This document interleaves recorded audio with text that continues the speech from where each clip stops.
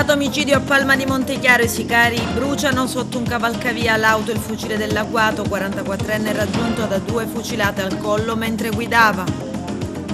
Prima domenica di questa 75esima edizione i gruppi folk sfilano tra le vie del centro, bagno di folla per assistere alla sfilata inaugurale.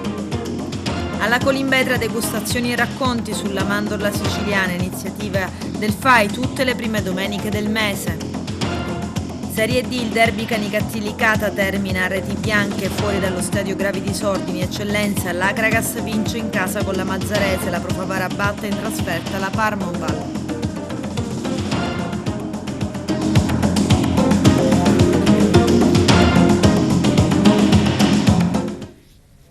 Bentrovati gentili telespettatori al nostro appuntamento con l'informazione. Tentato omicidio alle 7 di stamattina lungo la strada statale 115 in territorio di Palma di Montechiaro all'altezza del bivio. Un palmese di 44 anni, Salvatore Amato, alla guida della sua Fiat Punto è stato protagonista di un agguato. Secondo una prima ricostruzione, l'uomo, bracciante agricolo, si trovava a bordo di un'autovettura quando è stato affiancato da un'altra automobile, sempre una Fiat Punto. È stato raggiunto da 2 colpi d'arma da fuoco al collo. È riuscito a dileguarsi con una fuga ad alta velocità, finendo poi fuori strada. Ha chiesto aiuto ed è stato soccorso e trasferito all'ospedale San Giacomo d'Altopasso di Licata. Poi è stato trasferito al Sant'Elia a Caltanissetta.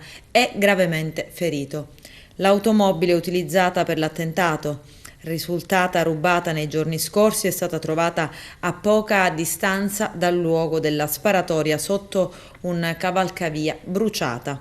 Dentro c'era l'arma del delitto, un fucile danneggiato dalle fiamme. Sarà adesso sottoposto agli esami dei carabinieri del RIS, reparto investigazioni scientifiche. La procura di Agrigento ha avviato un'inchiesta. Ed è morto al Policlinico di Messina per le gravi ferite riportate in un incidente sul lavoro il geometra di Barcellona Pozzo di Gotto. Aveva 42 anni. Vediamo.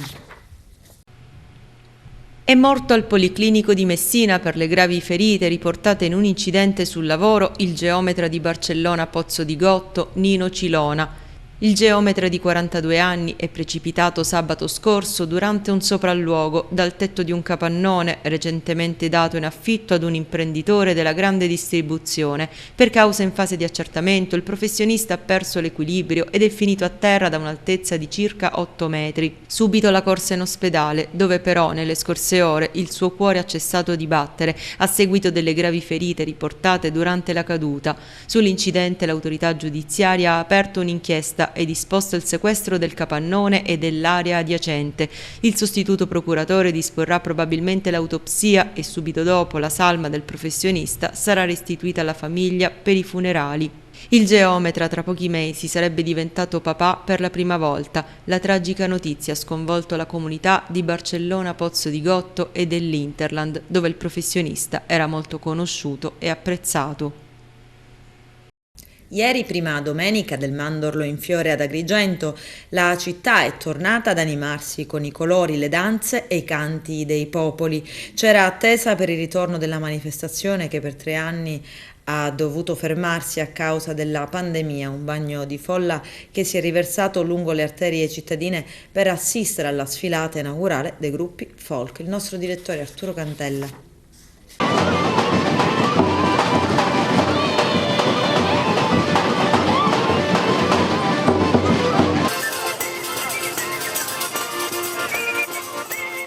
Via qui in piazza Cavour, da Piazza Vettore in piazza Cavour con la sfilata di gruppi partecipanti? Sì, ripartiamo col mandorlo in fiore, ripartiamo con una grande edizione. Oggi la prima sfilata, il tempo ci sta accompagnando, tanta gente e questa è una grande novità anche già a partire dalla prima domenica. Questa mattina stanno sfilando i gruppi regionali, i gruppi partecipanti al 65esimo Festival Internazionale del Folklore, i bambini del mondo, oltre che alcuni cortei storici. Una festa che ha avuto un po' un ridimensionamento, no? Sì, nonostante un ridimensionamento sul piano finanziario, però siamo riusciti a garantire degli standard, diciamo, per quanto riguarda la partecipazione dei gruppi elevata, anzi direi il triplo delle cose, dei gruppi rispetto al passato con la metà dei soldi. Una festa che ritorna dopo la pandemia. Una festa che ritorna dopo la pandemia, tanto attesa, e quindi per questo abbiamo voluto fare un'edizione straordinaria proprio che segnasse la ripartenza. Avendo un'agibilità il tempio di 5.000 spettatori bisognava in qualche modo contingentare gli ingressi mediante anche un pagamento di un ticket che è simbolico di 5 euro. D'altronde penso che in qualsiasi manifestazione, grande manifestazione si faccia in Sicilia a partire dal Carnevale di Acireale, per entrare nel circuito e vedere la sfilata dei carri bisogna pagare un ticket di 6 euro. Quindi dobbiamo cominciare a pensare al mandorlo come un'occasione di guadagno per Agrigento. Inizia dopo 3 anni di silenzio assoluto la nuova edizione del mandorlo, stiamo iniziando alla grande, abbiamo voluto coinvolgere anche la prima domenica della festa e quindi avremo 2 domeniche fondamentali, una grande partecipazione, grande ordine, ringrazio anche le forze dell'ordine per quello che stanno facendo e che dire, spero che questo sia anche il volano per la crescita culturale della nostra città, è una festa di cultura, di pace, di turismo e quindi penso che Agrigento se lo meriti. È una bellissima giornata, finalmente dopo 3 anni riparte il mandorlo in fiore, riparte alla grande, tantissimi gruppi, tantissima gente, veramente siamo contenti, un buonissimo inizio, quindi speriamo che sia all'altezza delle aspettative dei cittadini e di tutte le persone che... C'è stata anche qualche polemica perché qualcosa è andata ridimensionata. Eh sì, qualcosa è andata ridimensionata, purtroppo fare i conti con i numeri non è facile, però abbiamo fatto un grandissimo lavoro di spending review, diciamo, abbiamo ridotto al massimo le spese e quindi chiesto anche supporto a chi poteva anche far risparmiare un po', ce l'abbiamo fatta, la festa del mandorlo parte e parte alla grande, buona festa a tutti. Grazie. Finalmente ripartiamo dopo 3 anni, vediamo proprio stiamo sfilando su delle ali di gente, quindi siamo contenti per questo, anche il metodo va bene, tutti i gruppi sono pronti e iniziamo finalmente con il mandorlo in fiore e con il Festival dei Bambini del Mondo. Ecco, un festival particolare, quello dei Bambini del Mondo, che si ripara in diversi appuntamenti. Sì, siamo giunti alla 20ª edizione, iniziamo oggi con la sfilata, questa sera lo spettacolo al Teatro Pirandello. Domani e martedì gli spettacoli per le scuole al Palacongressi e poi il premio Claudio Crescenzo giovedì sera al Museo Pietro Griffo.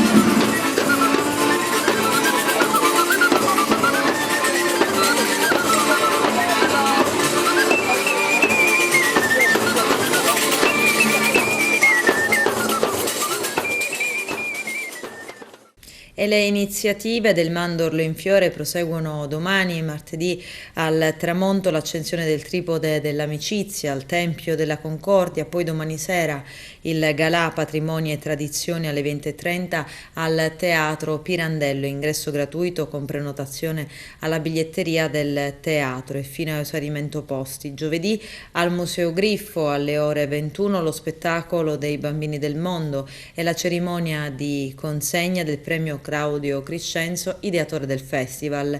Venerdì al tramonto la fiaccolata da Porta di Ponte al Viale della Vittoria e poi primo spettacolo dei gruppi al Teatro Pirandello alle 20:30, biglietto 15 euro più diritti di prevendita. Sabato altri 2 spettacoli dei gruppi al Palacongressi alle 15:30 alle 20:30, biglietto 20 euro più prevendita. Domenica al Tempio della Concordia lo spettacolo finale alle ore 15, l'ingresso costa 5 euro più 2 euro di prevendita.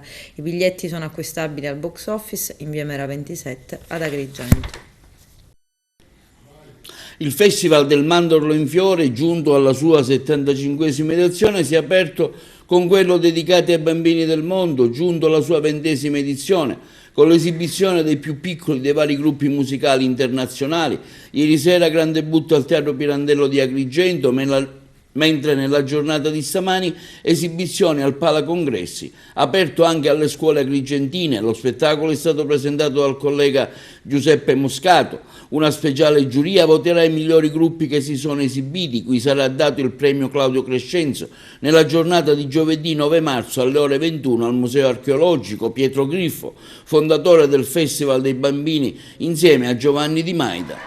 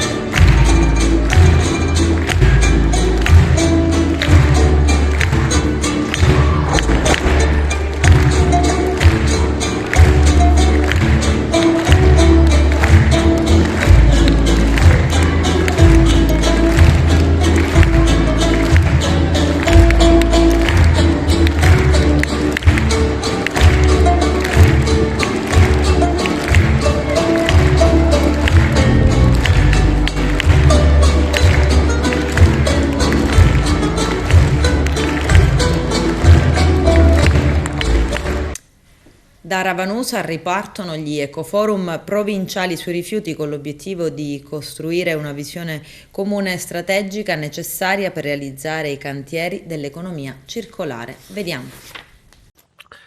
Ringrazio Legambiente che ha scelto Ravanusa per questo importante incontro, testimonianza del fatto che il nostro paese è in prima linea per l'ambiente, per la raccolta differenziata. Siamo un modello di riferimento per la gestione in-house dei rifiuti, ed oggi abbiamo dimostrato che abbiamo voglia di guardare al futuro, perché insieme alla SRR, con un accordo che abbiamo sottoscritto, stiamo riuscendo a far partire dopo tanti anni di stop il centro di compostaggio, un importante impianto di conferimento dell'umido nella nostra area industriale, che servirà non solo il paese di Ravanusa ma tutti i comuni della parte orientale della provincia. I lavori pensiamo e speriamo che inizieranno entro fine dell'estate del 2023, e poi già a fine 2024 questo impianto potrà essere operativo e servirà a fare pagare meno ai cittadini e a rendere un servizio migliore alle nostre comunità. Questo incontro punta l'attenzione sul fatto che in provincia di Agrigento si è arrivati a grandi risultati dal punto di vista della raccolta differenziata, perché il 75% dei comuni supera le percentuali stabilite dalle norme, però a questo punto occorre chiudere il ciclo il ciclo integrato dei rifiuti, perché occorre costruire gli impianti di trattamento dei rifiuti e quindi bisogna completare l'anello mancante di questa catena, di questo ciclo, che ci porti appunto a una trasformazione della nostra economia da economia lineare ad economia circolare, e bisogna costruire gli impianti per il trattamento dei rifiuti che riusciamo a raccogliere. In questo momento i frutti della raccolta differenziata della provincia di Agrigento vengono esportati in qualche modo, e questo è una diseconomia, perché bisogna fare filiera corta, bisogna trattare i rifiuti dove i rifiuti vengono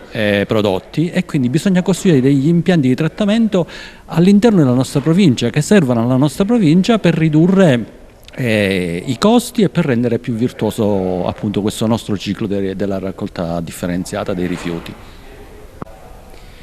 La SRR oggi si sta impegnando a portare avanti campagne di sensibilizzazione per la raccolta differenziata dei rifiuti. Siamo in uno stato avanzato, abbiamo anche lavorato sull'impiantistica, a breve sorgeranno 2 impianti pubblici, uno a Ravanusa e uno a Casteltermine sul trattamento dell'umido. Molti comuni, devo dire, che anno dopo anno aumentano le percentuali di differenziata. Quindi questo ci porterà sicuramente ad avere una maggiore percentuale di raccolta differenziata, e quindi un minor rapporto alle discariche, che oggi sono il vero problema, diciamo, della gestione dei rifiuti in Sicilia. Io mi auguro e spero che il nuovo assessore ponga attenzione verso questa problematica, e dopodiché possiamo dire che in Sicilia si potrebbe anche avere un'ottima raccolta differenziata e portare avanti delle campagne veramente che migliorano l'ambiente e la vita dei cittadini. A Sinagra tragedia sfiorata, pullman esce di strada e finisce in una scarpata, 3 feriti non gravi, c'è il servizio.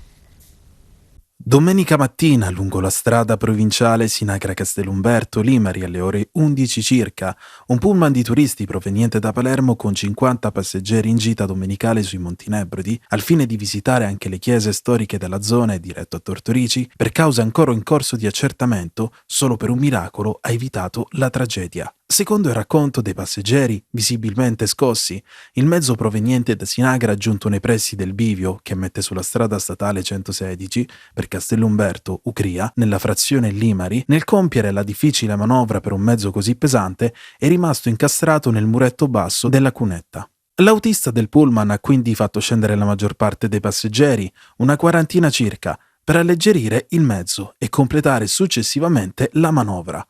Purtroppo ed inaspettatamente la situazione è precipitata. Nonostante il conducente avesse inserito i necessari dispositivi per bloccare il mezzo, il pullman si è disincagliato dal muretto ed ha cominciato a scivolare, stante anche la presenza della strada notevolmente bagnata. Il conducente, risalito sul pullman, probabilmente già in movimento, ha tentato di riprendere il controllo del mezzo che continuava a scivolare sino a giungere, abbattendo un palo di cemento dell'Enel e alcuni alberi di nocciole che ne hanno attenuato la caduta. Nella scarpata sottostante, intrappolandosi in un provvidenziale allevamento che ha impedito che si ribaltasse ulteriormente. 10 i passeggeri rimasti sul mezzo durante l'impatto. Immediato il soccorso delle ambulanze del 118, giunte dai vicini comuni di Brolo, Ugria e Tortorici, per prestare i primi soccorsi ai passeggeri rimasti sul pullman. 3 mezzi si sono diretti al nosocomio Barone Romeo di Patti per soccorrere i feriti più gravi, mentre un quarto è rimasto sul luogo per aiutare quelli riportanti lesioni più lievi, che sono stati assistiti anche dal sindaco di Castellumberto, il dottore Lionetto Vincenzo. Presenti anche i vigili del fuoco per aiutare i passeggeri ad uscire dall'abitacolo del grosso mezzo turistico e i carabinieri per accertare la dinamica dell'incidente. Le persone rimaste ferite sono 5, compreso l'autista. Sono molto amareggiato, unitamente a tutti i messinesi, perché questo famoso decreto firmato dall'assessore Falcone, dove stanziava 1,5 milioni di euro che dovevano essere trasferiti al CAS e dovevano essere rimborsati i pendolari, naturalmente con relativa domandina, sembra, ci sono usciti diversi articoli, che è saltato tutto e che verranno semplicemente rimborsati le attività commerciali. E onestamente questa è una situazione molto grave e io sto organizzando per andare a Palermo perché desidero un incontro urgente con il Presidente della Regione Siciliana, il Senatore Renato Schifani, perché dobbiamo ragionare su questo punto. Questo benedetto balzello che paghiamo da 51 anni adesso deve essere completamente eliminato. Qui non si può giocare più con la pelle dei cittadini. Purtroppo è una situazione molto grave e ancora una volta i cittadini vengono presi per i fondelli. Io la politica non la vedo così, che la politica deve essere a disposizione dei cittadini e non i cittadini a disposizione della politica. Abbiamo un territorio bellissimo e vastissimo, completamente in ginocchio. Le nostre bellezze paesaggistiche e naturalistiche sono state accantonate. La Riviera Nord è il più bello territorio del comune di Messina e forse è superiore a Taormina e forse anche alle Isole Eolie, ma purtroppo questi politici ci stanno trattando, veramente ci stanno umiliando. Tra l'altro loro hanno pensato bene ad aumentarsi lo stipendio, per fortuna alcuni deputati non hanno accettato questo aumento, però invece di aumentarsi lo stipendio potevano spendere una parola per eliminare questo balzello di 1,20 euro per compiere una trazzera, completamente una trazzera. Questa non è una tangenziale, questa è una tangente che paghiamo da 51 anni. Giornata europea dei giusti, appuntamento tematico all'Istituto Rita Levi Montalcini di Agrigento. C'è il servizio. La giornata dei giusti oggi qui all'Rita Levi Montalcini con un programma ricco di iniziative. Ecco, da cosa scaturisce l'idea di fare questa giornata dedicata proprio ai giusti, Presidente? Oggi il 6 marzo è la giornata dei giusti. Noi l'anno scorso abbiamo istituito il nostro istituto nel presso qui centrale il Giardino dei Giusti e della Legalità, nel quale sono collocate le stele di personaggi importanti che hanno dato un senso veramente alla vita. Quest'anno celebreremo Calogero Marrone, un nostro concittadino della nostra vicina Favara, che durante il periodo nazista si è speso per salvare le vite umane. E lì, ecco, vogliamo dare un segnale concreto e preciso ai nostri alunni per inculcare sempre più i valori della legalità, della giustizia e della tolleranza. C'è un ampio programma stamattina, ci sono i ragazzi della nostra ensemble dell'istituto, essendo il nostro istituto a indirizzo musicale, che si esibiranno. Ci sarà il presidente della Fondazione Marrone, Rosario Manganella, e ripeto, vogliamo dare un segnale forte e preciso ai nostri alunni perché possono essere sempre più portatori sani di valori morali alti e per la tolleranza nei confronti di tutti i cittadini.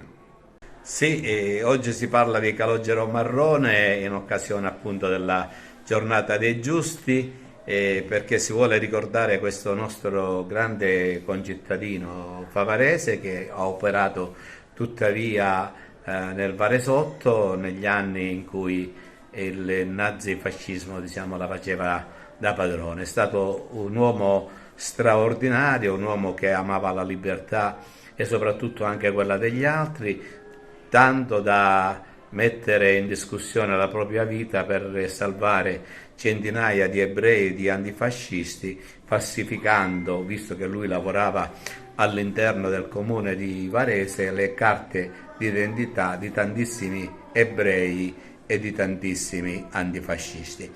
Calogero Marrone, questa è una notizia che voglio dare già un po' in anteprima, non solo è giusto tra le nazioni, ma anche e soprattutto il giorno 22 di questo mese il Presidente della Repubblica Sergio Mattarella gli ha già attribuito una onorificenza, diciamo, particolare, che è quella della medaglia d'oro al valore civile. Noi saremo lì assieme alle autorità regionali e locali di quella città, con rappresentanti di uomini del governo, per ricordare la storia, la figura di questo grande uomo. Tra l'altro la Regione Siciliana ha stanziato anche un fondo per la costituzione di una fondazione dedicata proprio a Marrone, di cui la sede legale è proprio a Favara, a cui lei insieme ad altri soci state lavorando. Sì, abbiamo costituito a Favara la Fondazione Culturale Calogero Marrone, grazie appunto ad una legge approvata dall'Assemblea regionale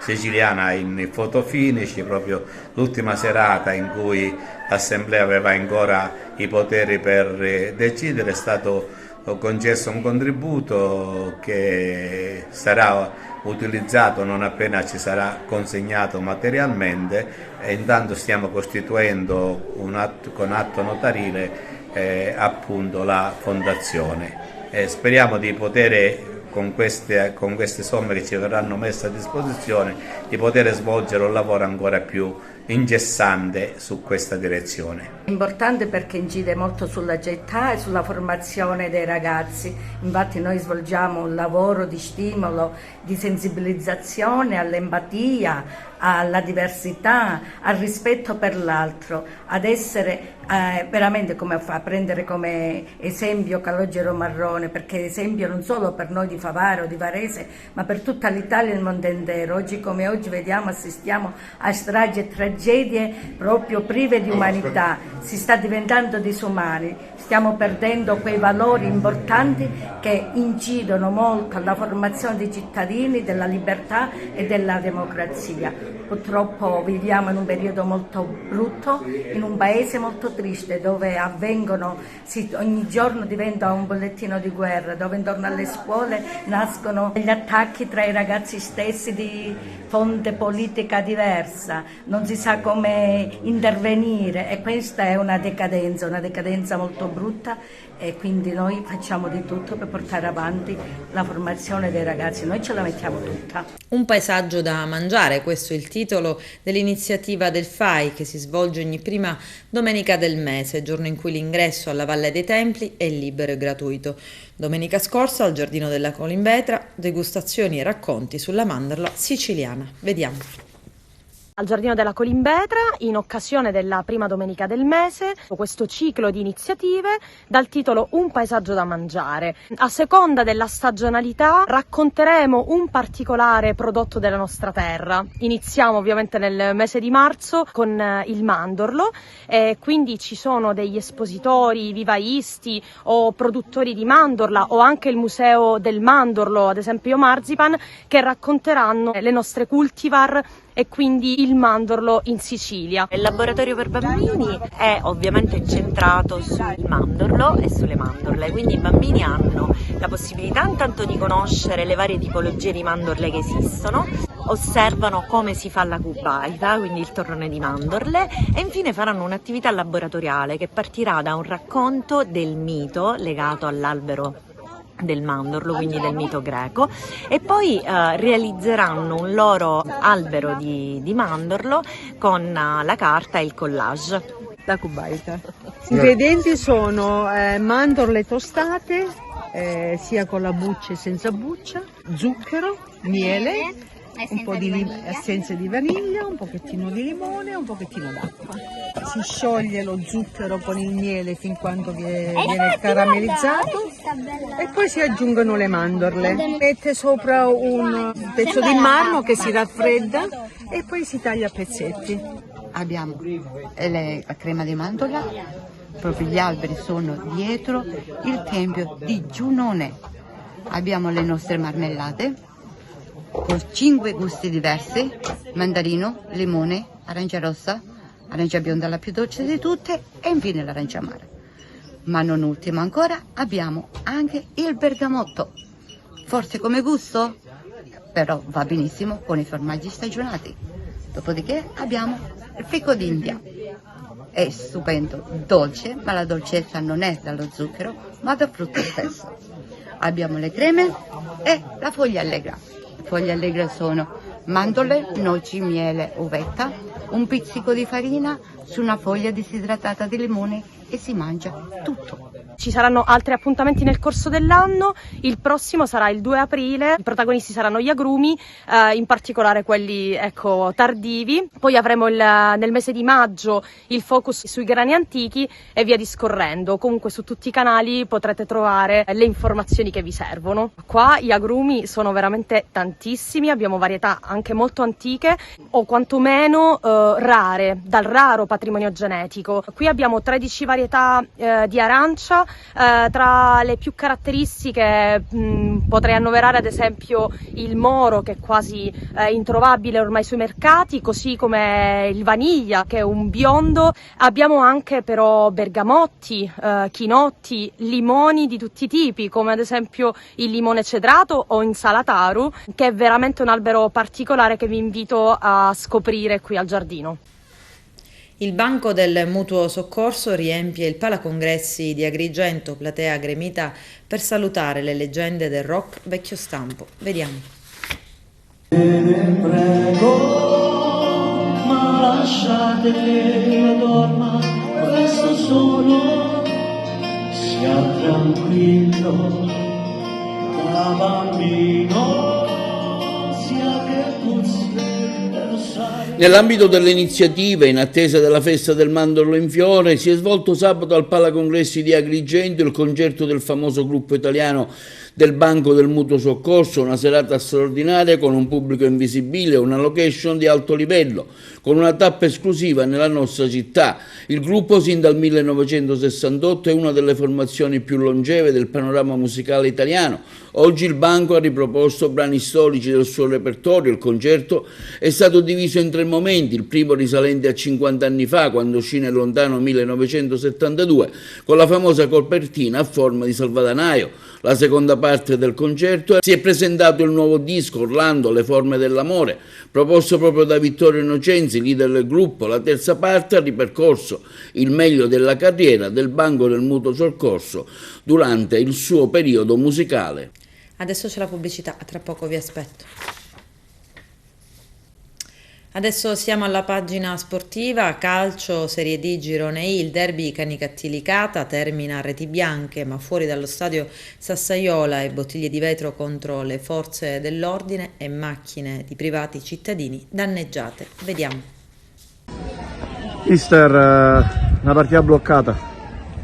Vabbè, ma si sapeva che poteva essere una partita del genere, bloccata, agonisticamente valida. Noi abbiamo cercato sempre il gioco da dietro, abbiamo cercato sempre di giocare, peccato che poi nella finalizzazione non siamo stati alcune volte precisi, perché potevamo fare qualcosa in più, però la prestazione dei ragazzi è più che positiva. Si poteva vincere? Si poteva vincere, si poteva anche perdere. Valenti è stato bravo in 2 occasioni hanno avuto 2 clamorose occasioni loro, anche noi abbiamo avuto 2 buone situazioni con Attara, il primo tempo 2 volte una palla che è passata in mezzo all'area e non siamo mai riusciti a buttarla dentro. Comunque credo che il risultato sia giusto in considerazione di quello che abbiamo espresso tutte e 2 le squadre. Era la partita che si aspettava? Sì, era la partita che mi aspettava, una partita tirata, un derby, c'era anche la paura di perdere, ma nello stesso tempo da ambedue le squadre, per cui il risultato, ripeto ancora una volta, è il risultato giusto. ci permette ancora di mettere punti in classifica e di arrivare all'obiettivo prefissato già in anticipo. È stata una partita combattuta, è stata un derby, l'abbiamo rispettato, abbiamo concesso pochissimo credo a Licata, qualche occasione l'abbiamo avuta, però credo che alla fine il peggio sia stato più giusto. Si poteva sbloccare, che è successo? No, si poteva sbloccare, non si è sbloccato, ma non ha nessuna delle responsabilità. Noi abbiamo fatto la prestazione come abbiamo sempre cercato di fare, il Licata è un'ottima squadra, di sicuro non lo stiamo scoprendo oggi. Si aspettava questo tipo di partita? Certo, non aspettavo, Canicattì e Licata è sempre questo tipo di partita. Adesso per il proseguo del campionato? Cerchiamo di fare sempre le prestazioni. Ancora calcio, eccellenza, l'Acragas vince in casa con la Mazzarese, la Pro Favara batte in trasferta la Parmonval. Ci sono i servizi di Carmelo Lentini e di Giuseppe Moscato. L'Acragas con un po' di sofferenza fa su il match con la Mazzarese e continua la sfida al vertice con l'Enna, anch'essa vincitrice ai danni del Mazzara.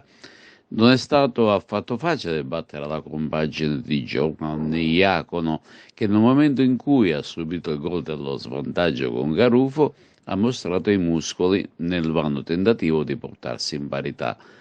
Prima con un tentativo di Ogbdo al 20°, sino ad allora tutto lasciava presagire che la squadra biancazzurra potesse andare in vantaggio. Tanta era la pressione portata avanti da Garufo e compagni. Infatti al 10° un lancio di Vizzini rimetteva nelle condizioni Mansour di andare in contropiede, ma veniva fermato fallosamente al limite dell'area. Corta punizione di Brunetti per Garufo, che faceva esplodere il proprio destro che infilava l'incrocio dei pali. Acragas in vantaggio e grande entusiasmo sugli spalti, sembrava tutto facile per i colori biancazzurri, ma non era proprio così. Pronta la reazione della Mazzarese, che si riorganizza e lascia pochissimi spazi agli avversari. Bisogna attendere il secondo tempo per assistere ad un'azione degna di nota dell'Acragas, che manca la rete del raddoppio con Semenzin con un forte diagonale. In questo caso è bravo il portiere ospite Furnari a respingere l'insidia, ma l'appuntamento con il raddoppio è solo rinviato ed arriva al 73°. Rinvio corto del portiere Furnari, Semenzin recupera un pallone, serve Caccetto al centro dell'area che con un pallonetto elude l'intervento dell'estremo difensore. Un gol di esperienza che consegna il doppio vantaggio alla compagine dei Templi. Adesso tutto diventa più facile, ma i tentativi a rete di Semenzin e Mansour vanno a vuoto. Non succederà più nulla e i 3 punti conquistati consentono alla compagine dei Templi di mantenere la vetta della classifica. Continua così la lotta in alta quota con l'Enna e domenica prossima sarà sfida esterna biancazzurra sul campo del Castellammare. Dunque ai botti dell'Enna, che passa a Mazzara con il risultato di 0-4, risponde l'Acragas con il risultato di 2-0 con la Mazzarese. Continua dunque il testa a testa tra le due squadre in attesa dello scontro diretto del Seneto, che probabilmente sancirà il verdetto definitivo per il salto di categoria. Per la zona playoff si fa sempre più serrata la lotta, vincono infatti la Pro Favara che il Don Carlo Misilmeri, mentre l'Oratorio Marineo perde sul proprio campo il match contro un sorprendente Castellammare, prossimo avversario dell'Acragas e dunque in piena forma. Vince contro ogni pronostico il CUS Palermo sul campo della Nissa, come anche lo Sciacca Gurreri con il Resultana. Comunque vittoria importante esterna al Gaeta, che espugna il campo del Cascentaccia. Ma vediamo un po' quali sono stati i risultati di questa giornata. Acragas Mazzarese 2-0, Castellaccio Gela 0-1, Leofortese Don Carlo Misilmeri 1-5. E Marineo Castellammare 1-2, Mazzara Enna 0-4, Nissa Cus Palermo 2-3, Sciacca Resultana 0-1, Parmoval Pro Favara 0-0. 2. Ed ora spazio alle interviste di fine partita. Mister, grande prova di forza, di carattere dell'Akragas che batte la Mazarese 2-0 e rimane in vetta al campionato. Una prova incoraggiante, una prova, come hai detto tu, di carattere. L'atteggiamento da un paio di partite è quello giusto, l'atteggiamento è quello di una squadra che non vuole mollare mai, che vuole raggiungere un obiettivo che si è prefissato all'inizio dell'anno. Era questa la gara che ti aspettavi, una Mazarese che ha giocato a viso aperto, l'Akragas ha fatto i 2 gol con i 2 senatori, gran gol di Garufo e poi Caccetta che torna al gol. Era una partita difficile, lo sapevamo che la Mazarese sarebbe stato un osso duro e così è stato. Abbiamo sofferto parte del secondo tempo quando loro cercavano assolutamente di raggiungere il pareggio, poi raddoppiato il risultato, diciamo che abbiamo gestito bene. L'importanza di questa vittoria moralmente in vista anche della trasferta di Castellammare. Le vittorie sono tutte importanti, è chiaro che oggi assumono un valore ancora più importante perché le partite cominciano a essere sempre meno. Sabato ci aspetta un osso duro, conosco bene quel campo, conosco bene quell'ambiente, so benissimo che cercheranno in tutte le maniere di fare risultato per raggiungere la salvezza. Il pubblico ha risposto alla grande incitamento sugli spalti, c'è grande entusiasmo intorno a quest'Akragas. Sì, siamo passati in un mese da essere contestati a essere dei beniamini ed è giusto che sia così. Noi da soli non possiamo raggiungere i risultati che vogliamo, ma assieme al pubblico possiamo farlo. Gino Giardina in sala stampa dopo Akragas Mazarese 2-0 per i biancoazzurri. Cosa ha fatto la differenza tra l'Akragas e la Mazarese oggi all'Esseneto? Sicuramente il gol di Garufo, se si può chiamare gol, l'Eurogol di Garufo ci ha comunque spezzato le gambe. Avevamo impostato una partita dal punto di vista delle ripartenze, sulla velocità, sfruttando i nostri esterni. Poi questo fulmine a ciel sereno ci ha spalancato il campo all'Akragas, a noi ci ha fatto entrare in una salita abbastanza difficoltosa da scalare. Che partita è stata? Cos'è mancato alla Mazarese per provare a uscire indenni, con i punti dall'Esseneto? Sicuramente un po' di esperienza, siamo una squadra molto giovane, 4 under in campo, ragazzi che l'anno scorso non hanno mai giocato, quest'anno si ritrovano comunque titolari. La Mazarese è una società che punta molto sui giovani e penso che l'ha dimostrato, punta anche a fare i playoff, questo qua lo voglio sottolineare perché comunque tuttora ha fatto 2 operazioni di mercato in entrata, ha preso Consiglio, ha preso Treppiedi, quindi comunque è una società che ambisce a fare i playoff, quindi chiaramente oggi veniamo qui per cercare di fare più punti possibili. Con una doppietta dell'attaccante Agostino De Luca, un gol per tempo, la Pro Favara batte la Parmonval nell'anticipo della 24esima giornata del campionato d'eccellenza, nona di ritorno. La formazione favarese è così tornata subito alla vittoria dopo la sconfitta patita nel derby con l'Akragas. Contro l'ultima della classe, la Parmonval, la squadra favarese non ha avuto particolari problemi ad aggiudicarsi l'intera posta in palio. È stato difficile invece manovrare in un terreno di gioco in terra battuta ridotto ad un acquitrino dalla pioggia e al limite della praticabilità come è stato il Francolo Monaco di Partanna Mondello. La squadra favarese di mister Catalano, come era prevedibile, ha dominato il match colpendo 3 pali nel primo tempo con Ferrotti, De Luca e La Piana e realizzando il gol del momentaneo vantaggio al 35esimo del primo tempo con De Luca, il quale ha raddoppiato al 65esimo. Pro Favara che adesso si avvia alle ultime 6 partite di campionato e come dice la società saranno tutte e 6 importantissime in quanto lo scopo finale della società è quello del passaggio di categoria. Ma sentiamo i protagonisti della gara.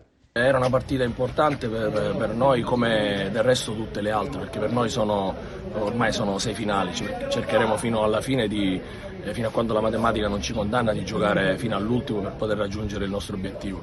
Ma era importante soprattutto riprendere la squadra sotto l'aspetto mentale, viste le forze che abbiamo speso domenica, soprattutto mentali. Quindi abbiamo lavorato in settimana con il mister più sull'aspetto mentale che sull'aspetto atletico o tattico, perché è una squadra che comunque è predisposta al lavoro, faticano tanto e non si risparmiano, e quindi abbiamo pensato più a lavorare sull'aspetto mentale che su quello atletico, e i ragazzi poi alla fine ci hanno dato ragione, anche perché dico, alla fine il risultato poteva essere anche più ampio. Questo spettacolo dedico alla mia famiglia per cominciare, e poi era importante fare il risultato. Dopo la sconfitta di domenica era giusto ripartire nel migliore dei modi, e così è stato. Permettimi di dire, è un grandissimo bel primo gol. Grazie, ma è sempre merito degli schemi che proviamo durante la settimana, ci lavoriamo tutti i giorni e si vedono i risultati poi la domenica e il sabato. Sapevamo le insidie del campo, sapevamo che venire qua, a prescindere dalla forza della squadra, è sempre difficile per il terreno di gioco. Oggi in più c'era la pioggia, c'era un campo ai limiti della praticabilità, però l'atteggiamento è quello da grande squadra, è quello che doveva reagire a una partita persa la settimana scorsa importante per proiettarsi ancora in avanti e provare a raggiungere quel sogno da qualunque parte vogliamo. Infatti, oltre a dover reagire, avete trovato un'incognita in più, un campo ai limiti della praticabilità. Vabbè sì, qua si sa che si trova questo campo, dovevamo essere forti a superare quello, siamo riusciti. Io penso che se una squadra ha un'idea di gioco e ha dei principi di gioco, li trova anche in un campo del genere. Quindi anche in un campo così abbiamo trovato le nostre geometrie, siamo riusciti a sviluppare bene e sono veramente soddisfatto della reazione della squadra. Con questo è tutto, termina qui l'edizione del telegiornale. Grazie per la gentile attenzione e per essere stati con noi. A presto.